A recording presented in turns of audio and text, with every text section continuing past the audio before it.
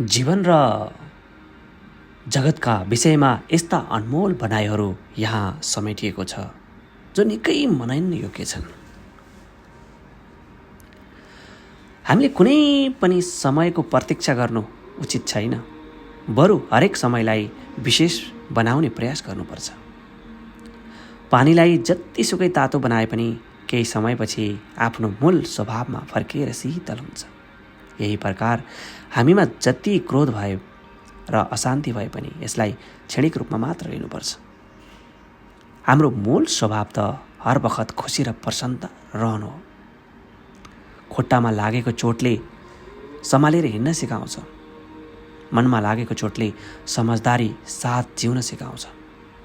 भाग्यको ढोकामा मुड्की बजाउनु भन्दा राम्रो हो कि कर्मको तुफान पैदा गर, भाग्यको ढोका आफै खुल्छ।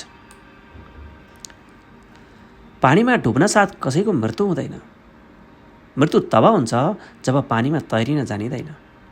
परिस्थिति कहिल्यै पनि समस्या बन्दैन। समस्या तब बन्छ जब त्यसलाई सम्हाल्न सकिँदैन। त्यस व्यक्तिप्रति ध्यान नदेऊ जो तिम्रो पिट्टु पछाडि कुरा गर्छ। यसको सोझो अर्थ हो कि तिमी उनीभन्दा 2 कदम अगाडि छौ। संसारमा यदि एकदमै राम्रो कुरा सोच्ने हो भने सर्वप्रथम त कुनै खराब कुरा सोच्न बन्द गर। पहिले मान्छेले सिकाएका थिए समय बदलिन्छ, अहिले समयले सिकायो कि मान्छे पनि बदलिन्छ। अवसर र सूर्योदयमा एउटै क्षमता छ। ढिलो गर्नेलाई यसले पर्खिँदैन। ऐना हो जिन्दगी, तिमी मुस्कुराऊ, जिन्दगी पनि मुस्कुराउँछ। खुसी हुनुको अर्थ यो होइन कि तिम्रो सबै कुरा ठिक छ। यसको अर्थ त यो हो कि तिमीले दुःखबाट उठेर जिउन सिक्यौ। कसैलाई असहज स्थितिमा साथ देऊ, हात देऊ, हिम्मत देऊ, आशा देऊ। किनभने खराब स्थिति त केही समयमा गुज्रिएर जान्छ, तर तिमीले दिएको साथ र हिम्मत उसको जिन्दगीभरि रहन्छ। यदि तिमी कसैलाई अपमान गर्दैछौ भने तिमीले आफ्नो सम्मान गुमाउँदैछौ। केही नयाँ काम गर्नका लागि तिमी महान हुन आवश्यक छैन, तर महान हुनका लागि केही नयाँ काम गर्न जरुरी छ। जो आफूमा खुसी हुन्छ उनीहरूको संसार पनि खुसी हुन्छ। तिमीले आफ्नो भविष्य बदल्न सक्दैनौ, तर प्रवृत्ति बदल्न सक्छौ। जब प्रवृत्ति बदल्छौ भविष्य आफै बदलिन्छ। सबैभन्दा तीव्र उही व्यक्ति हिँड्छ जो एक्लै हुन्छ, तर टाढासम्म उही पुग्न सक्छ जो सबैलाई साथ लिएर हिँड्छ। क्रोधको बेलामा केही समय रोकिनुपर्छ। गल्तीको बेला केही झुक्नुपर्छ। संसारको सबैभन्दा समस्याहरू हल हुन्छन्।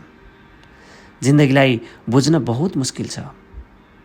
कोही सपनाका खातिर आफन्तबाट टाढा हुन्छन्, कोही आफन्तका खातिर सपनाबाट टाढा हुन्छन्।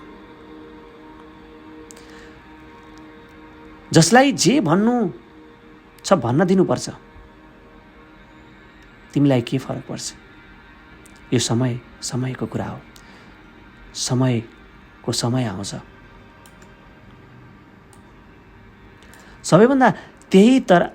सबैलाई त्यही तराजुमा तौलिनुपर्छ जहाँ हामी आफूलाई तौलिने गर्छौँ। तब मान्छे त्यति खराब पनि हुँदैन जति हामी सम्झने गर्छौँ। संसारमा सबै कुरा मिल्छ, तर आफ्नो गल्ती मिल्दैन।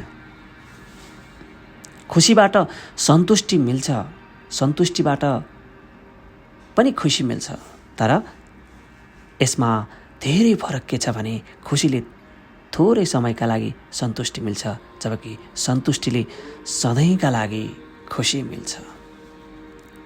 हरे कृष्ण। शम्भो। सबैको दिन शुभ रहोस्।